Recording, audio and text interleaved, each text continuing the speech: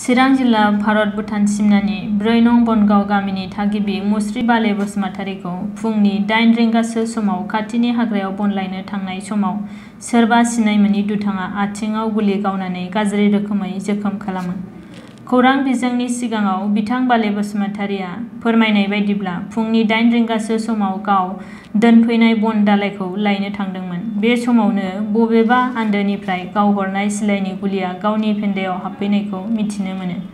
लोगो लोगो बिथां बाले बसुमतारीखौ फाहामथायनि थाखाय थुक्राझारनि क्रफ्ट्स मेम'रियेल देहा फाहामसालियाव लांनानै फाहामथाय होगासिनो दङ। बिथां बाले बसुमतारीया दायनिगिरिखौ थाबैनो संदाननांगौ होननानै पुलिस बिफाननिसिम खावलायदों।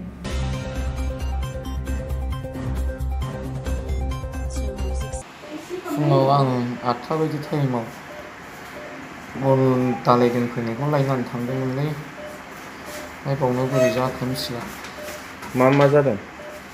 बबेनिफ्रायबा आवाज जानानै जायखिया फेन्दायाव गुलि हाबफैदों।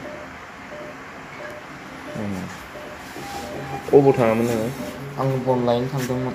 अबेयाव?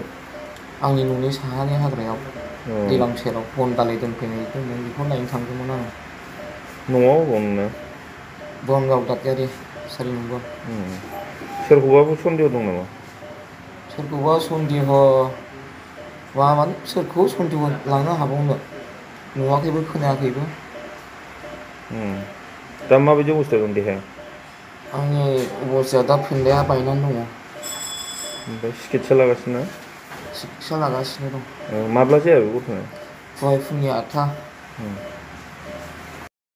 आं दा पुलिसनि सायाव लुबैयो, बे दायनिगिरिया सोर आरो बे मानसिया सोर, जायखिजाया बेखौ आं पुलिसफोरखौ एसे सुलुग लाजानो लुबैयो, आं एसे हेल्प लुबैयो आरो।